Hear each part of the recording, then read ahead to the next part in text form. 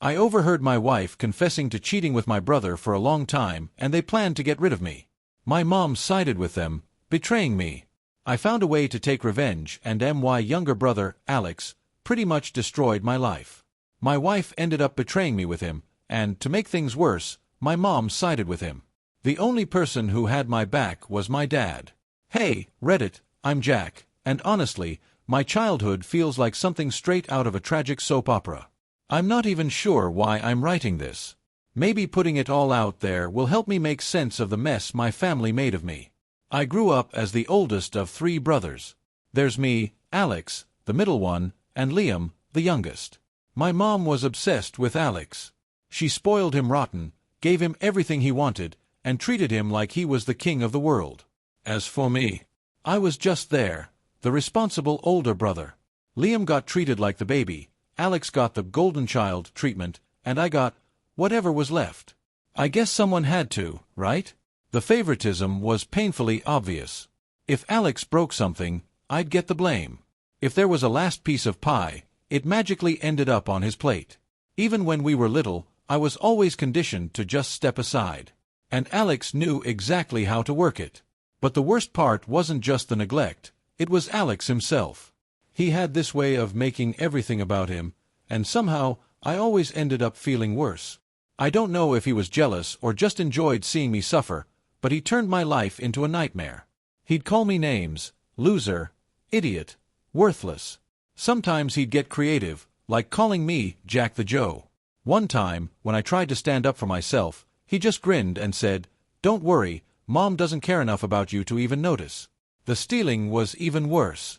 Anything I liked or valued would disappear, only to show up in Alex's room, hidden in his drawers or paraded around like it was his. My favorite baseball glove? Gone. The Lego spaceship I'd spent months building?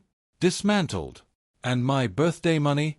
He once swiped $20 from my wallet and then had the nerve to tell me I must have just lost it because I was careless. And of course, my mom backed him up, no questions asked. But nothing could top the night Alex took it too far. I was about 12, Alex was 10, and we shared a room, because according to Mom, it was important for brothers to bond. To Alex, bonding meant tormenting me. One night, I was just reading a book, my escape from everything, when Alex stormed in. He had that grin, the one that told me he was up to no good. "You think you're better than me, don't you?" he sneered. I didn't even look up. "Not now, Alex," I said, hoping he'd back off. But instead, he snatched the book from my hands and threw it across the room. Before I could even react, he lunged at me, shoving me onto the bed. I pushed back, but he was quick. He scrambled to my nightstand and grabbed the lighter I'd hidden there, a stupid thing I'd found on the playground and thought was cool. "Let's see how much you care about your stupid little things," he said, and I knew then that things had crossed a line.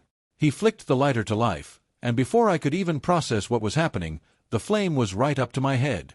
It licked the tips of my hair, and I could smell it burning. My heart was pounding in my chest.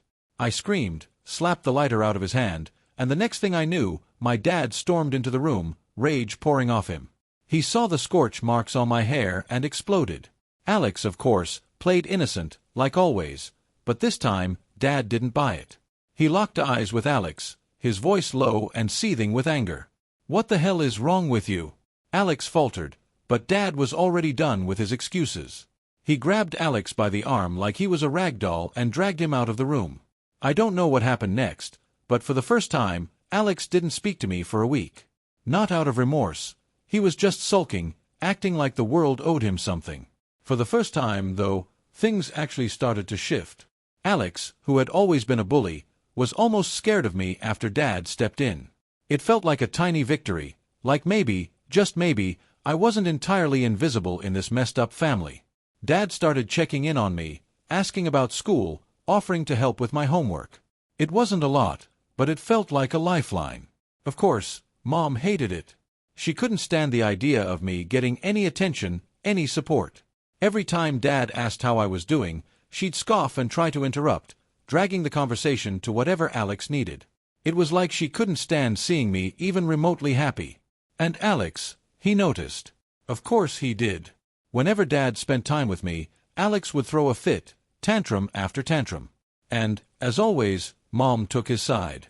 "You know how sensitive Alex is," she'd say, as if that was a free pass for everything he did. But Dad wasn't backing down this time. He looked her right in the eye and said, "Jack needs me too." For once, I wasn't alone. Looking back, I realized just how much of Alex's cruelty was fed by my mom. She made him feel untouchable, like he could do no wrong. Every time I tried to speak up, to tell her what Alex had done, she'd just roll her eyes or laugh it off. "Boys will be boys," she'd say, like that was some kind of excuse. Or worse, "What did you do to make him so mad?" One time, Alex took my bike for a ride and left it at the park overnight. I confronted him in front of Mom, and she didn't even flinch. "Maybe you should keep a better eye on your things," she said, dismissing me like I was the problem. But it wasn't just her indifference. It was how she actively made Alex feel superior, like I was less than him. She'd tell him how special he was, how much potential he had, and how I could stand to learn something from him. It was like she was throwing gasoline on an already raging fire. There's so much more I could say. So many more memories I've tried to bury. Growing up in that house felt like a constant battle, and I was always fighting alone. If Dad hadn't stepped in when he did, I don't know how much longer I would have survived it. Things could have gotten so much worse. I met Jessica during my second year at university, and she was like a spark in the dark. One of those people who just lit up a room the second she walked in.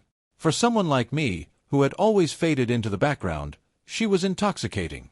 I remember the first time I saw her. It was at a friend's party. She was laughing, her head thrown back, completely carefree, like nothing in the world could touch her. I was too shy to talk to her that night, but it was like fate had other plans. A week later, she showed up in one of my classes, and we were assigned to the same group project. That was the beginning. Jessica had this incredible way of making you feel like you were the only person in the world when she spoke to you. She'd ask me questions about my life, things I'd never thought to share with anyone, and before I knew it, I was opening up to her in ways I'd never done before. It was the first time in a long time that I felt truly seen. We started dating soon after. It was intense, almost unreal. With Jessica, everything felt larger than life. Dates weren't just dinners, they were adventures. A walk in the park turned into an impromptu dance under the stars. A lazy Sunday somehow became a road trip to nowhere. I was head over heels before I even realized what was happening. About a year into our relationship, Jessica found out she was pregnant. I won't lie, I panicked. We were still in school, barely scraping by, living off ramen and coffee. The idea of raising a child felt impossible. But Jessica, she was calm. She was always calm, telling me, "We'll figure it out." And for some crazy reason, I believed her. We got married in a small courthouse ceremony a month later. It wasn't a dream wedding, but at the time, it felt right. I thought we were building a life together, a future. For a while, things were good, better than I ever expected. Then Jessica gave birth to our daughter, Lily. The moment I held her, that tiny, squirming little bundle in my arms, it felt like a miracle. I had never known love like that before. I fell in love with being a dad. We struggled, of course. I juggled part-time jobs while finishing my degree, and Jessica stayed home with Lily. Money was tight, and there were plenty of arguments. But it didn't matter. We were in it together. Or at least, that's what I thought. It wasn't until years later that the cracks started to show. Or maybe they were always there, and I was too blind to see them. The first sign something was wrong came out of nowhere. I was cleaning up the living room one evening when Jessica's phone buzzed on the coffee table. Normally, I wouldn't have thought twice, but this time, a message preview caught my eye. It was from someone named Mike. "Can't stop thinking about last night. When can I see you again?" My stomach dropped. I froze. For a second, I thought I might be sick. My hands were trembling as I picked up the phone, the message burning into my brain. The message burned into my mind, a brutal confirmation of everything I feared. I didn't want to jump to conclusions, but what else could it be? When Jessica walked into the room, I didn't hesitate. I slammed the phone down in front of her, my voice low but cutting. "Who's Mike?" Her face went pale, and for a split second, I saw fear flash in her eyes before it was replaced with outrage. "You went through my phone," she shot back, her voice rising, but there was no denial. No explanation. She just flipped it on me like I was the one who had done something wrong. Then, reluctantly, she admitted it. It was just a fling, something that meant nothing. She swore it was over, that it had been a mistake, and begged me to forgive her. For a second, I almost believed her. For Lily's sake, for the life we had built, for the future I thought we had. But deep down, I knew better.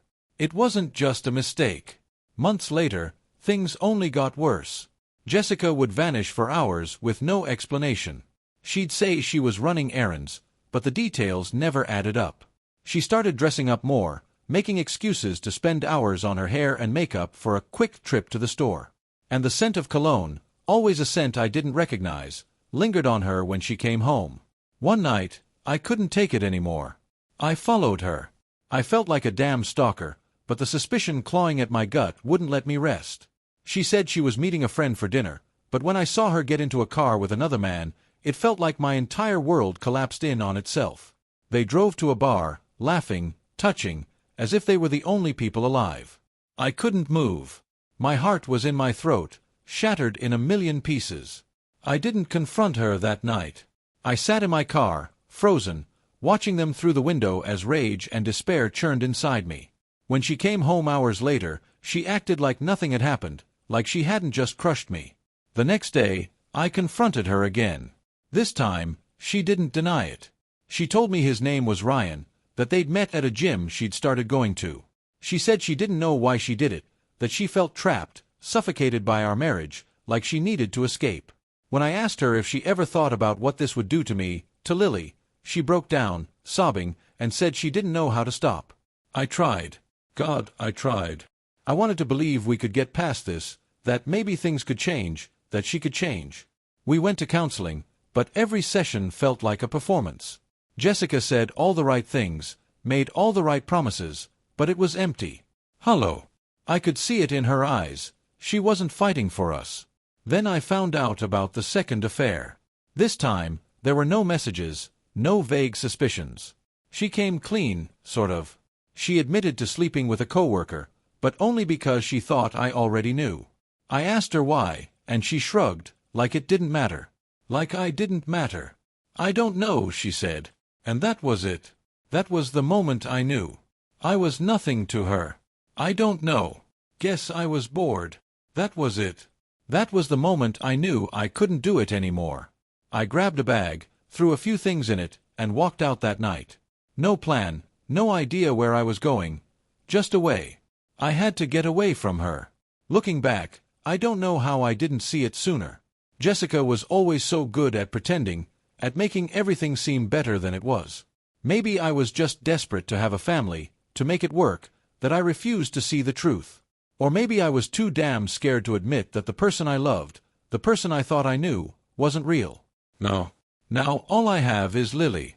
She's the only thing that came out of this mess that still gives me a reason to breathe. I'll do anything to make sure she knows she's loved, that she's safe. As for Jessica, I don't even know what to expect.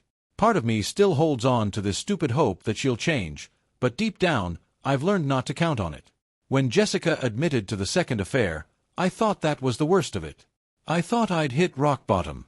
I couldn't fathom anything more devastating than the betrayal I had already felt. But life is cruel, and it has a way of ripping open wounds that you thought were already dead.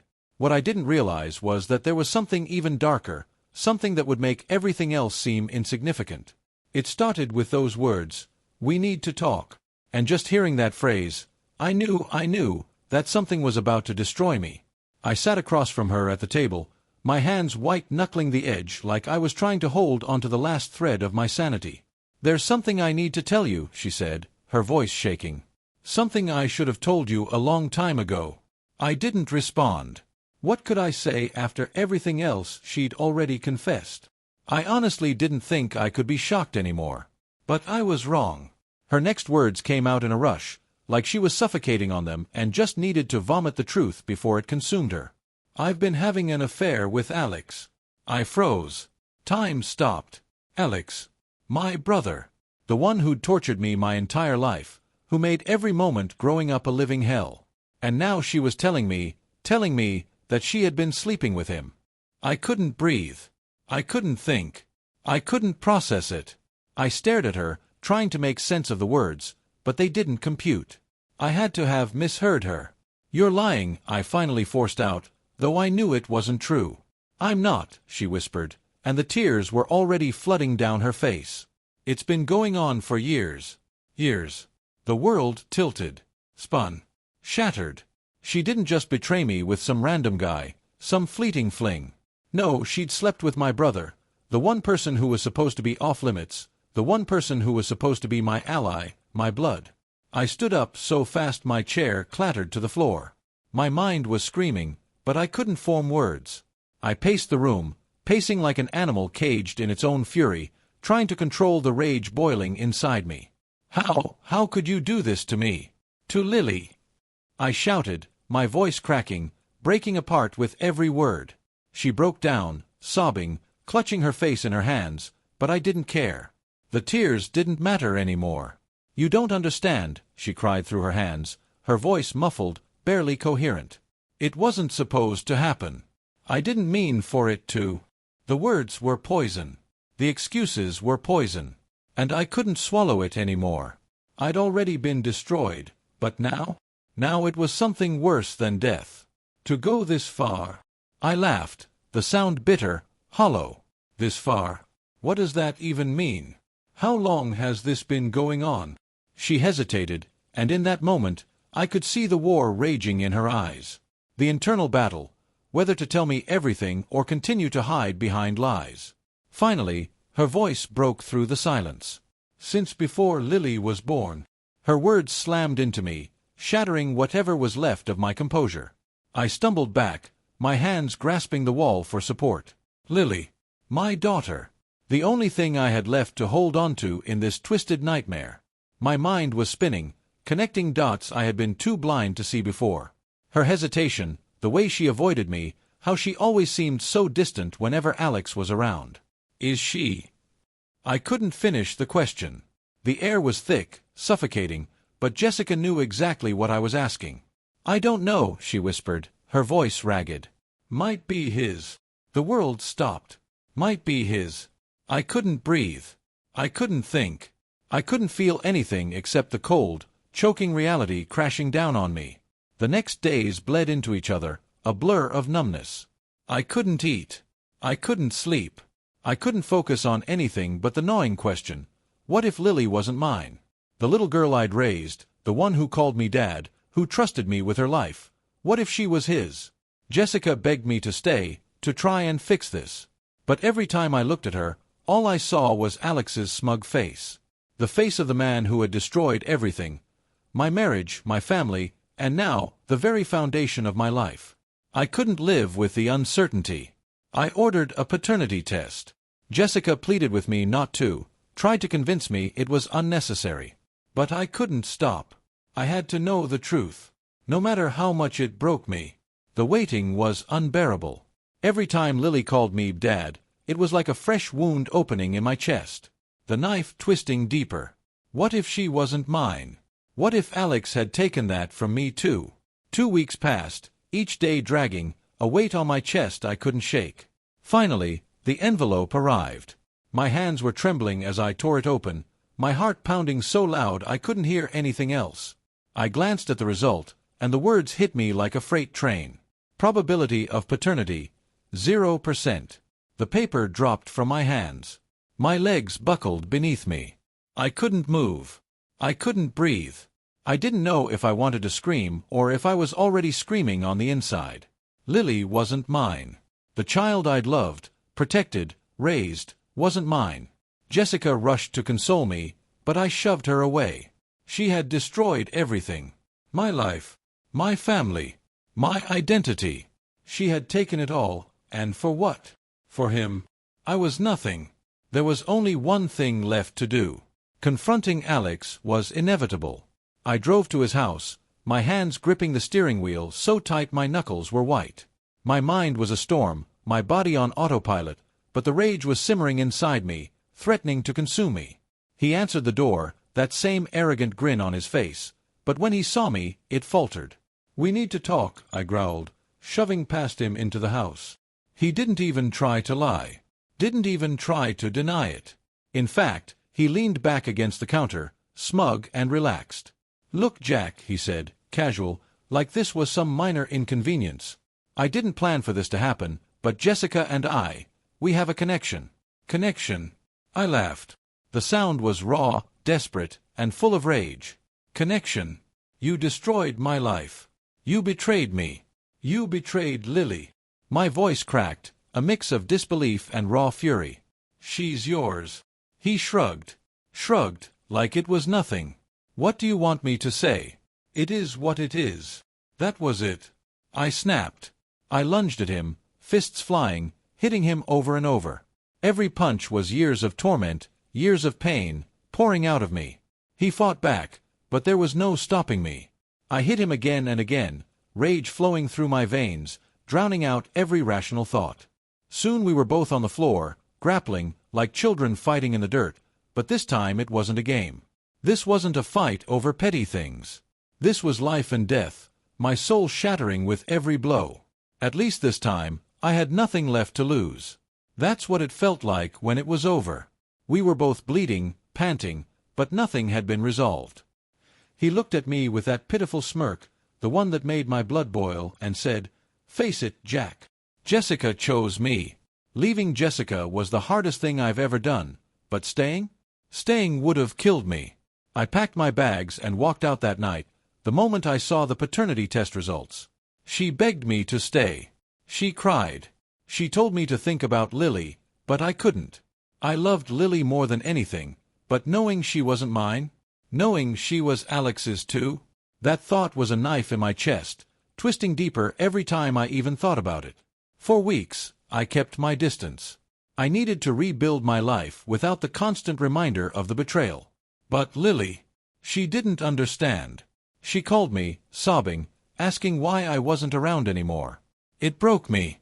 It destroyed me, but what was I supposed to say? How could I explain this nightmare to a 6-year-old? How could I tell her her whole world was a lie? Jessica and Alex. They ended up together, of course. I heard it through the grapevine. They moved in together not long after I left, like it was all part of some sick plan. Seeing them at family events felt like swallowing glass. My mom, she took Alex's side, like she always had, telling me love is complicated and that I needed to forgive them. Forgive them? After everything they'd done? My dad was furious, but even he couldn't fix the mess they'd made. It was like watching someone try to patch a sinking ship with duct tape. Some days, I feel like I'll never recover from this. Other days, I remind myself that I've already survived worse. Growing up with Alex's cruelty, enduring the neglect that carved holes in me I'll never fill. Maybe this is just one more battle. But this time, I'm not backing down. I refuse to let them break me. The divorce proceedings? They were as messy as you'd imagine. Screaming, accusations, guilt. But for me, it was just a formality. The real separation. That happened the night I learned about her affair with Alex and found out Lily wasn't mine. Even now, thinking back to it, the taste in my mouth is like acid, burning everything inside me. When I filed for divorce, Jessica was shocked. She thought I was weak, that I'd let her manipulate me again.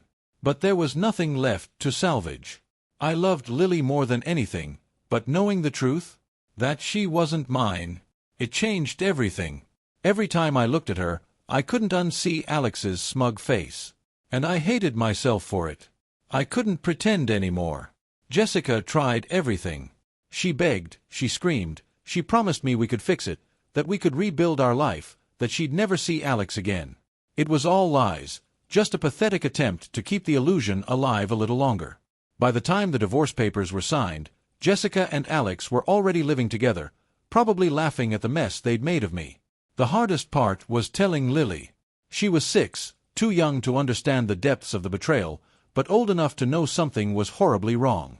All she knew was that her dad wasn't coming home, and that shattered what was left of me. Leaving was the hardest thing I'd ever done, but in her eyes, I was abandoning her. I tried to explain, tried to say the right words, but how do you tell a child that the man they've always called Dad is walking away? How do you break her heart without shattering your own in the process? "Why can't you stay?" she asked, tears streaming down her face, her voice barely a whisper of disbelief. She clung to me, her little arms wrapped tight around me like she could somehow make everything go back to how it was. "I'll be good, I promise," she sobbed, her tiny body shaking. I hugged her tightly, feeling like my heart was being ripped from my chest. I kissed her forehead, trying to hold back the tears that were threatening to spill, but it didn't matter. It was already too late. "It's not your fault," I whispered through the lump in my throat. "You didn't do anything wrong. This isn't about you." But it was about her, wasn't it? The lies that surrounded her existence, the betrayal that had shattered my life, and now, I couldn't be the father she deserved. Not with Alex and Jessica's shadow hanging over everything. It wasn't fair to her. But it wasn't fair to me, either. Breaking off contact with Alex? Surprisingly easier than I thought. I had spent my whole life pretending, trying to ignore his cruelty and manipulation, all for the sake of family. But this was unforgivable. I didn't need to make some grand speech. I simply stopped. No calls. No texts. No visits. He was dead to me. That didn't stop him from trying to worm his way back in. Alex thrived on control, and the idea of me cutting him out? That probably drove him insane. He showed up at my apartment one night, pounding on the door until I opened it. "Come on, Jack," he said, leaning against the doorframe like he was the wronged party. "You're really going to let a woman come between us? We're brothers." I laughed in his face, a bitter, hollow laugh. "You didn't care about that when you were screwing my wife." He winced for a split second, but then the smugness returned. His goddamn smirk, the one that made my blood boil. "She came to me," he said, his voice almost a whisper. "I didn't go looking for it." I didn't even let him finish before I slammed the door in his face, the sound ringing in my ears. My dad, on the other hand, was furious when he found out. He had always been the moral compass of our family, the one who tried to do the right thing, even when it wasn't easy. When I told him about Jessica and Alex, he didn't say much at first. He just sat there, his face growing redder by the second. "Are you sure?" he finally asked, his voice low, dangerous. I handed him the paternity test results, the cold, hard evidence of Alex's betrayal. He read it in silence, his expression unreadable. Then, he folded the paper neatly and set it down on the table. "I'll take care of it," he said, and I knew better than to argue. The next time I saw Alex was at a family dinner. It was one of those forced gatherings my mom insisted on to keep us all close. I hadn't planned to go, but Dad had asked me to. He didn't say why, just that it was important. Alex and Jessica were there, of course, acting like nothing had happened. Jessica avoided my gaze, her shame glaring in the way she kept her eyes on her plate. But Alex? He was his usual self, cracking jokes, dominating the conversation like he hadn't just torn my life apart. My mom doted on him as always, oblivious, or maybe willfully ignorant, of the tension hanging thick in the room. The room went deathly silent when Dad stood up, his voice like ice cutting through the tension. "I have an announcement to make," he said, steady and cold. "As of today, Alex is no longer a part of this family." The words hung in the air like a bomb waiting to go off. Alex's cocky smirk dropped instantly, replaced with disbelief, pure shock. He jumped to his feet, fists clenched at his sides. "What the hell are you talking about?" he spat, his voice shaking with anger. "You heard me," Dad said, his voice like steel. "You're out. Not my son anymore." Alex's face twisted, his anger boiling over. "You can't do that. I'm your son." "Blood," he yelled, stepping closer, his eyes wild with rage. "You stopped being my son the moment you betrayed your brother," Dad said, his voice colder than I'd ever heard. "You're cut out of the will. No support, no nothing. You're on your own now." My mom gasped, clutching her chest as if the world had just collapsed in on itself. "You can't do this," she cried, her voice frantic, her eyes darting between Dad and Alex. "He's your son." "No," Dad's voice was like a punch to the gut. "Not anymore." Alex exploded. Without a word, he stormed out, slamming the door so hard it rattled the walls. My mom broke down in tears, sobbing uncontrollably, but Dad? He didn't even flinch. He just sat back down and resumed eating like nothing had happened. I stood there, frozen. Part of me felt this sick sense of relief, like the weight of everything that had been festering for so long had finally been acknowledged. But then there was the emptiness, the hollow feeling in my chest. This wasn't just about me anymore. This was the unraveling of everything. The fallout was inevitable, and it was brutal. My mom blamed me for everything, accusing me of destroying the family. "If you'd just forgiven him," she seethed one night, her voice quivering with rage, "none of this would have happened." I couldn't believe it. "Forgive him?"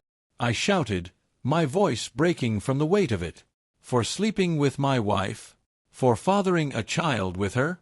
Are you even hearing yourself?" She turned away, muttering something about keeping the peace, but it was clear. Her loyalty was with Alex, not me.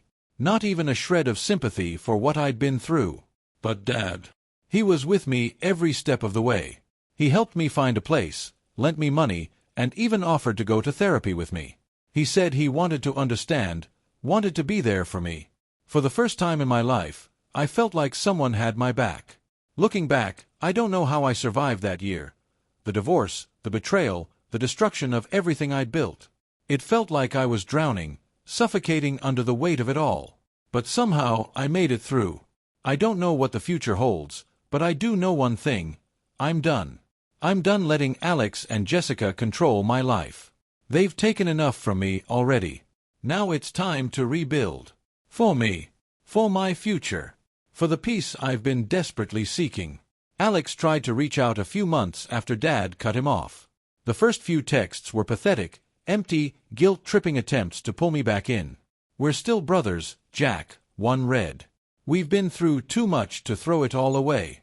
I didn't even look at them. What was there to say? He hadn't just crossed a line. He had shattered it, and then stomped all over the pieces. There was nothing left to say. He had obliterated it, burned it to the ground, and danced on the ashes. When I didn't respond, he escalated. Texts turned into calls, calls turned into letters, long, desperate, rambling apologies where he tried to rewrite everything. He claimed he didn't mean to hurt me, that Jessica had seduced him, that it was all just some tragic, unavoidable mistake. He threw in some self-pity, whining about how Dad cutting him off had left him with nothing.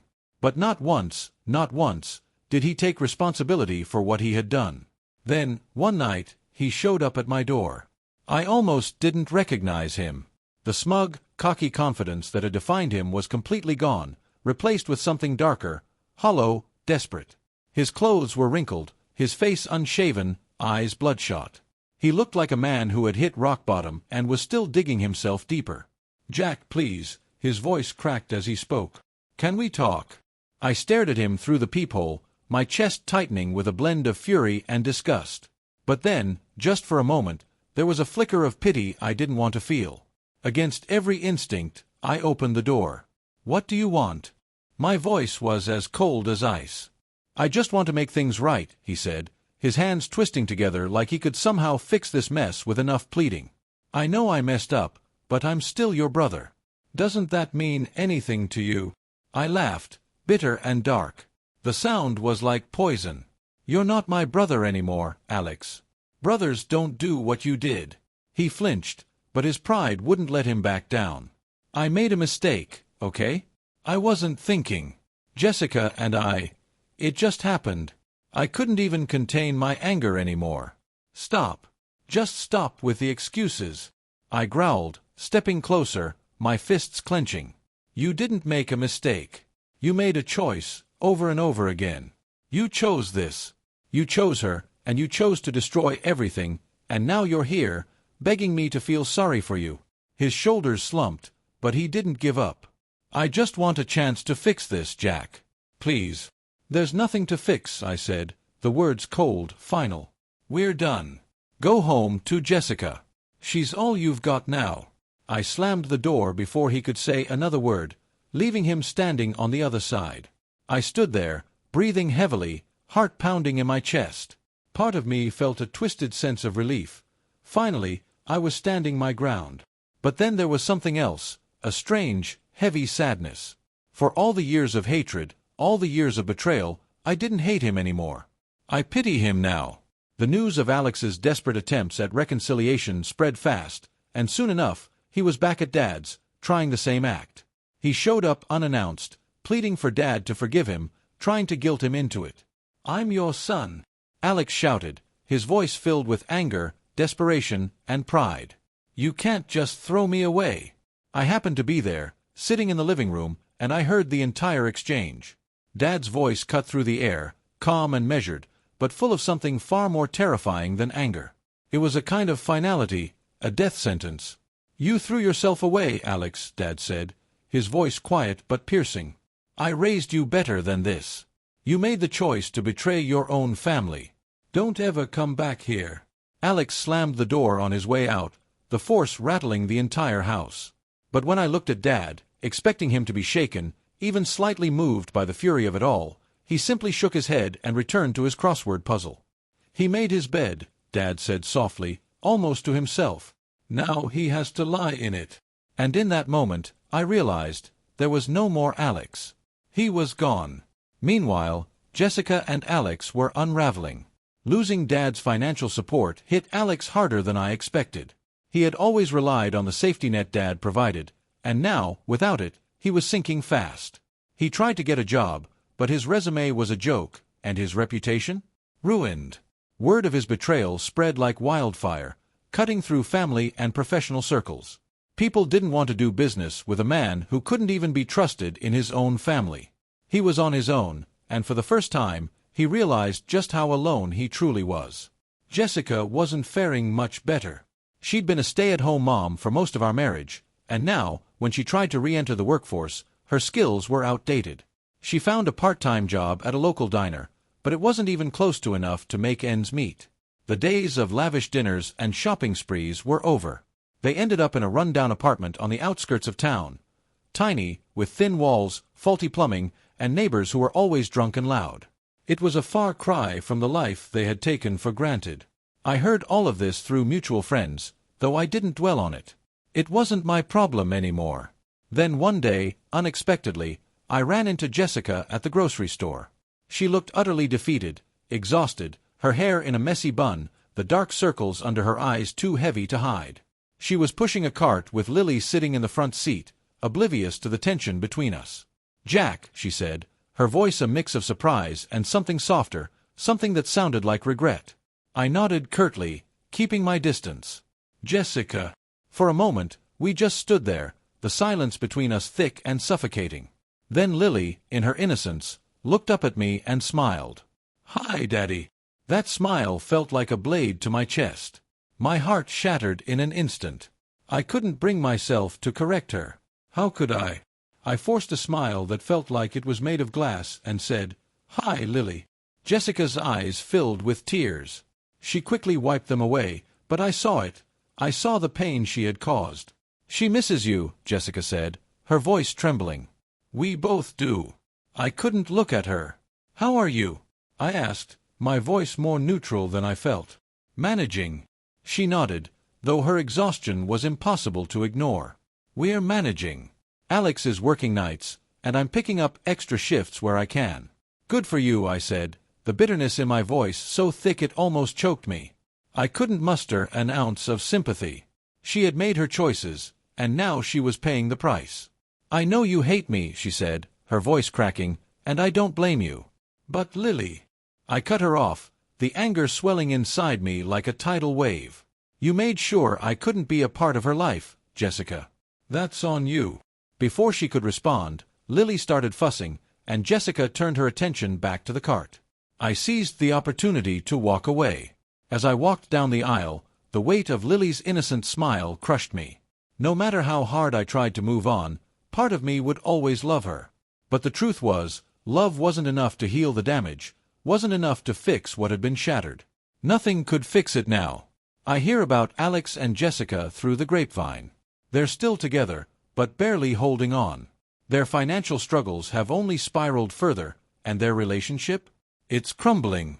Alex, I'm told, has started drinking more, trying to numb the reality of it all. Jessica spends most of her time working, trying to pick up the pieces, but it's like they're both just surviving, not living. Raising Lily has become a chore more than a blessing, necessity over love. They need each other to stay afloat, but that's it. That's all they have left. As for me, I'm moving forward. Slowly, painfully, but forward, damn it. I've learned that some wounds never fully heal, but you can live with the scars. And as much as I've lost, I've also gained something. A raw sense of clarity, a fierce self-worth, a real understanding of what I will tolerate and what I won't. Alex and Jessica are trapped in the wreckage they created, stuck in their own lies. Meanwhile, I'm building something new from the ground up.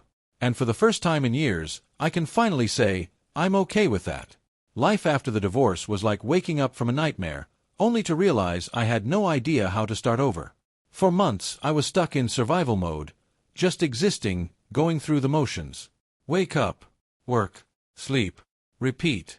There were days I'd sit on the couch, staring at the wall, feeling the weight of everything I'd lost, wondering how it all came crashing down so completely. But somewhere in that fog, something shifted. I refused to let Alex and Jessica have power over me anymore.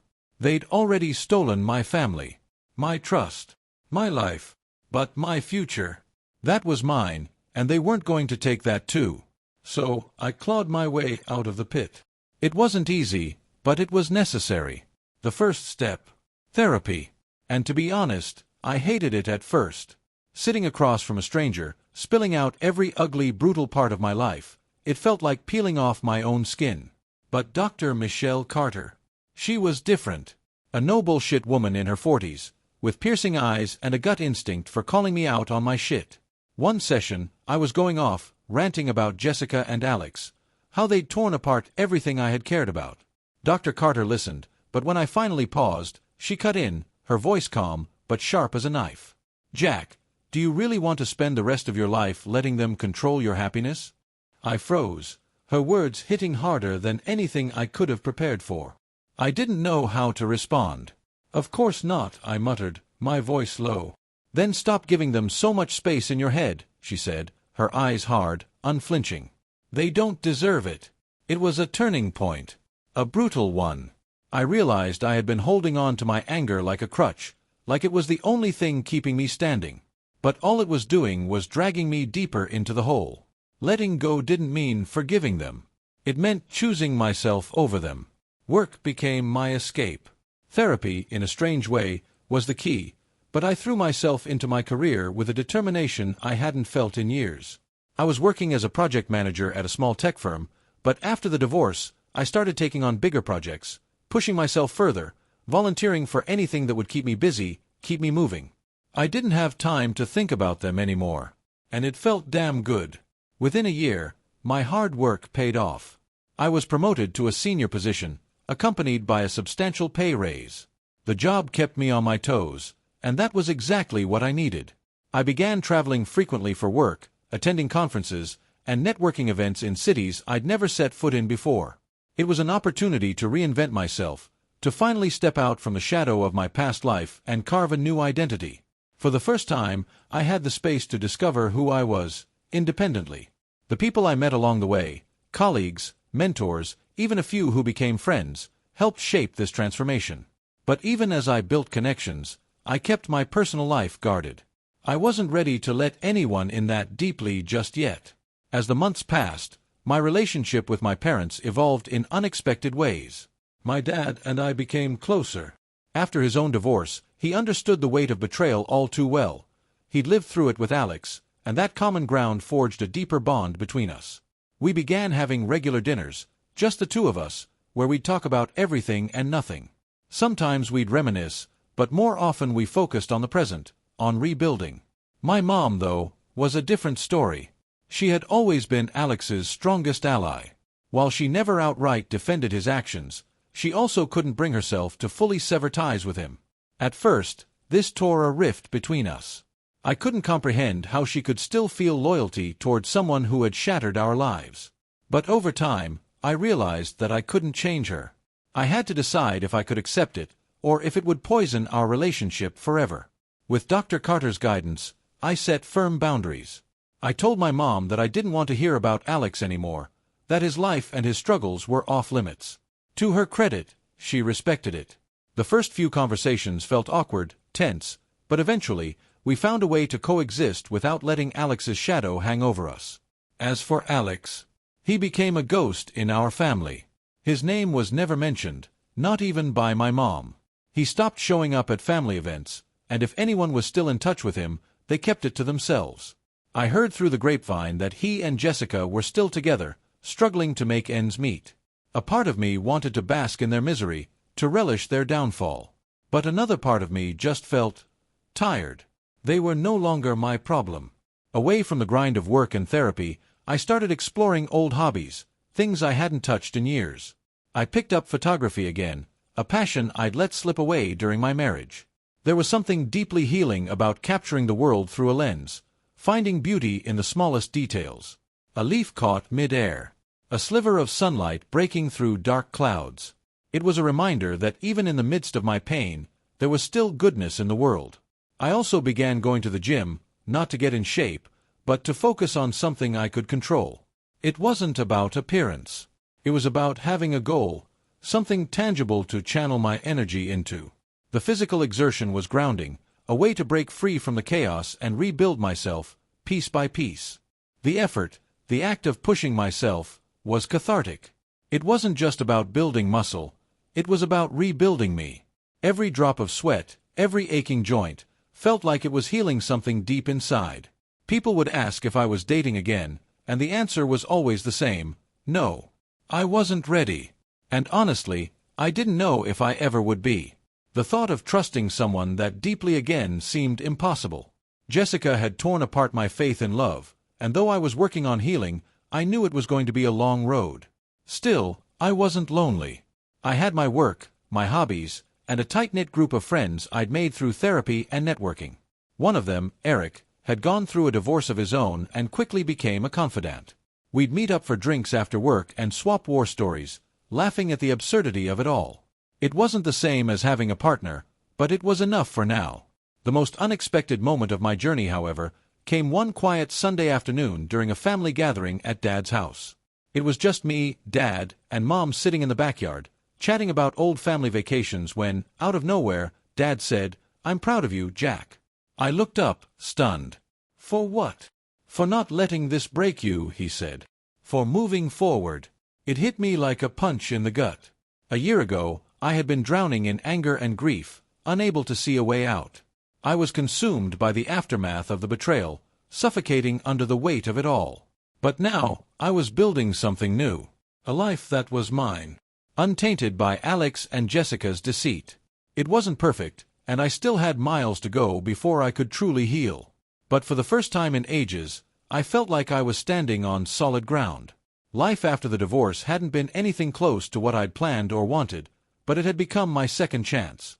A chance to figure out who I was, what I wanted, and what I was truly capable of. I didn't know what the future held, and honestly, maybe that was okay. For now, I was focused on the present, living, growing, and, most importantly, finding peace. And that, in itself, felt like enough.